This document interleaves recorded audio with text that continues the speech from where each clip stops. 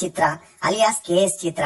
ఈమె 1963 జూలై 27న కేరళలోని తిరువనంతపురంలో ఒక మధ్య తరగతి సంగీత కుటుంబంలో జన్మించింది. తండ్రి కృష్ణ నాయర్, తల్లి శాంతకుమారి. ఈమెకి బీనా అనే అక్క, మహేష్ అనే తమ్ముడు కూడా ఉన్నారు. ఇక ఈమె తల్లిదండ్రులు గవర్నమెంట్ స్కూల్ టీచర్ గా పనిచేసిన వారిద్దరికి సంగీతంపై ఉన్న పట్టుతో కృష్ణ నాయర్ గారు స్కూల్ అయ్యాక తిరువనంతపురంలోని ఆకాశవాణిలో పాటలు పాడుతుంటే తల్లి చిన్నపిల్లలకి సంగీతం క్లాసెస్ ని తీసుకునేది. అలా తన ముగ్గురు పిల్లలకి కూడా సంగీతాన్ని నేర్పిస్తుండేవారు. అంతేకాకుండా తమ పెద్ద కూతురు బీనాని సినిమాల్లో సింగర్ ని చేపించాలని ఇంట్రెస్ట్ చాలా ఉండేది. దీంతో చిత్రగారిని తల్లిదండ్రులు పెద్దగా పట్టించుకునేవారు కాదు. ఇక చిత్రగారు తన స్కూలింగ్ ని త్రివేంద్రంలోని ప్రాథమిక పాఠశాలలో చదివారు. చదువుల్లో చురుగ్గా ఉన్న చిత్రగారికి మ్యూజిక్ ప్రొఫెసర్ అవ్వాలనే ఇంట్రెస్ట్ చాలా ఉండేది. ఇక ఇదిలా ఉంటే చిత్రగారి అక్కైన బీనా గారు 1978లోనే సింగర్ గా మలయాళంలో అరంగేట్రం చేసిన అక్కడున్న కాంపిటీషన్ వల్ల ఈమెకి ఛాన్సులు దొరకలేదు.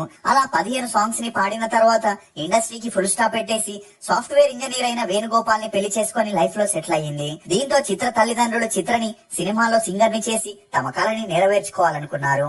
ఇక చిత్ర గారు ఒకవైపు చదువుకుంటూనే మరోవైపు తన సంగీత గురువు అయిన ప్రొఫెసర్ ఓమన్ కుట్టి గారు ఏర్పాటు చేసే సంగీతం ఈవెంట్స్ లో కూడా పాడుతుండేవారు. ఇక అదే సమయంలో ఈమె తమ్ముడికి డిప్తీరియా అనే వ్యాధి రావడంతో అతని గొంతు దెబ్బతిని పాడడానికి కుదరక చదువులపై దృష్టి సారించి మధ్య మధ్యలో సంగీతం ఇన్స్ట్రుమెంట్స్ ని వాయిస్తుండేవాడు. ఇక చిత్ర గారు తన తండ్రితో కలిసి ఆల్ ఇండియా రేడియోలో కూడా పాడటంతో ఈమెకి జనాల్లో కొంతవరకు గుర్తింపు వచ్చింది.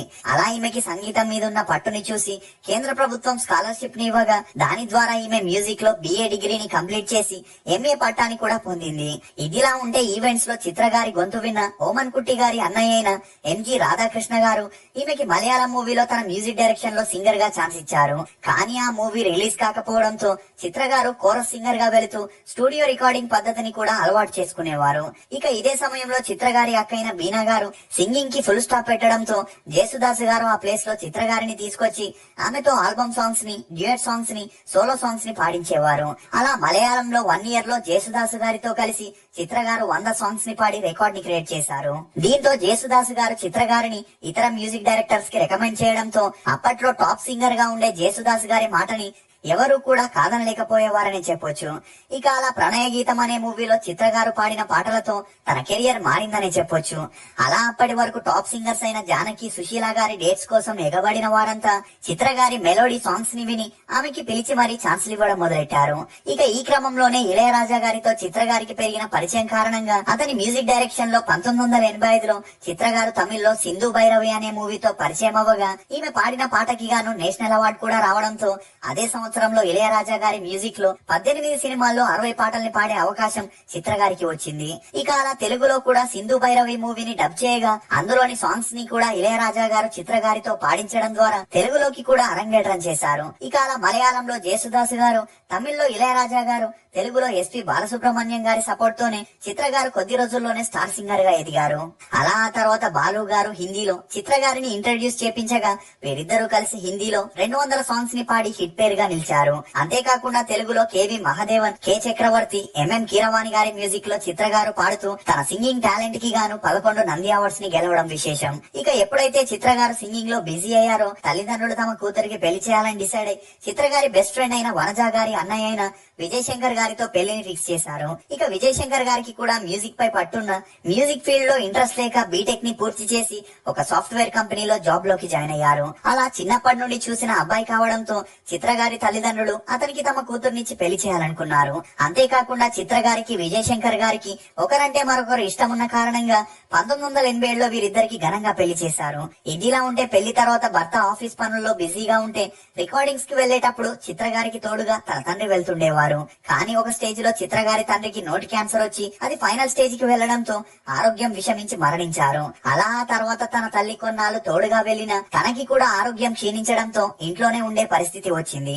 దీంతో విజయ్ శంకర్ గారు తన జాబ్ కి రిజైన్ చేసి చిత్ర గారితో ఫారెన్ ఈవెంట్స్ కి, రికార్డింగ్ స్టూడియోలకి వెళ్లడం స్టార్ట్ చేశారు. అలా ఒక సాంగ్ పాడేందుకు చిత్ర గారు 50,000 నుండి ₹1,00,000 దాకా తీసుకుంటూ మధ్య మధ్యలో ఫారెన్ ఈవెంట్స్ లో పాడుతూ అందుకు గాను 10 నుండి 15 లక్షలు ఛార్జ్ చేస్తుండేవారు. అలా కొద్ది రోజుల్లో సమయంలోనే చిత్ర గారు 100 కోట్లని సంపాదించారని చెప్పొచ్చు. ఇక అలా అన్ని బాగానే సాగుతున్నా వీరిద్దరికి పెళ్లై 15 ఏళ్లైనా పిల్లలు పుట్టకపోయేసరికి చిత్ర గారు డిప్రెషన్ లోకి వెళ్లిపోయారు. దీంతో లోకల్ డాక్టర్లని ఫారెన్ డాక్టర్లని కలుస్తూ ట్రీట్మెంట్ తీసుకుంటుండేవారు. అంతేకాకుండా ఆయుర్వేదిక్ హలోపతి అని ట్రై చేసిన ఎలాంటి ప్రయోజనం లేకుండా పోయింది.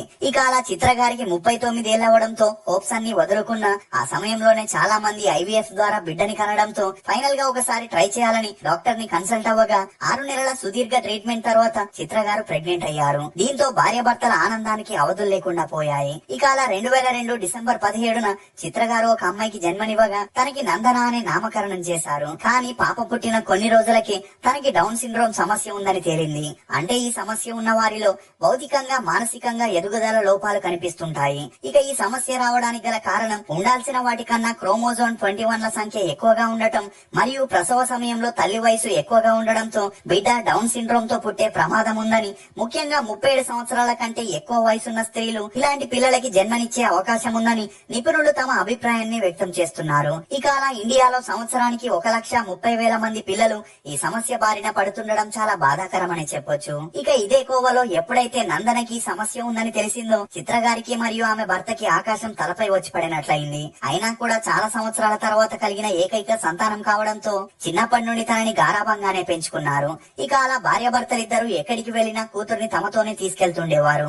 అలా 2011 ఏప్రిల్లో దుబాయ్ లోని షార్జాలో ఏఆర్ రెహమాన్ యొక్క కాన్సర్ట్ ఉండడంతో చిత్ర గారు తన ఫ్యామిలీతో కలిసి అక్కడికి వెళ్లారు. దీంతో వీరుండేందుకు షార్జాలో ఒక లగ్జరీ డూప్లెక్స్ విల్లాని కేటాయించారు. ఇక అలా బాల్కనీ ఓపెన్ చేస్తే పక్కనే స్విమ్మింగ్ పూల్ ఉన్న కారణంగా చిత్ర గారు తన కూతుర్ని దృష్టిలో పెట్టుకుని బాల్కనీ డోర్ ని లాక్ చేసేవారు. కానీ ఒక రోజు మధ్యాహ్నం భార్యాభర్తలిద్దరూ బాల్కనీలో కూర్చొని మాట్లాడుకున్నాక సాయంత్రం ఈవెంట్ ఉండడంతో చిత్ర గారు తన భర్తకి పాపని చూసుకోమని చెప్పి స్నానానికి వెళ్లారు. అదే సమయంలో విజయ్ శంకర్ గారికి కాల్ రావడంతో బాల్కనీ డోర్ ని క్లోజ్ చేయకుండానే బయటికి వెళ్లి ఫోన్ లో మాట్లాడడం మొదలెట్టారు. ఇక ఇదే సమయంలో నందన బాల్కనీలోకి వెళ్ళగా అక్కడ ఎవరూ లేకపోవడంతో పక్కనే ఉన్న స్విమ్మింగ్ పూల్ లో వాటర్ తో ఆడుకునే సమయంలో కాలు జారి పూల్లో పడిపోయింది. ఇక అలా స్విమ్మింగ్ రాని నందన ఒకవైపు అరవలేక మరోవైపు బయటికి రాలేక కొద్ది క్షణాల్లోనే ఈ లోకాన్ని వదిలి వెళ్లిపోయింది.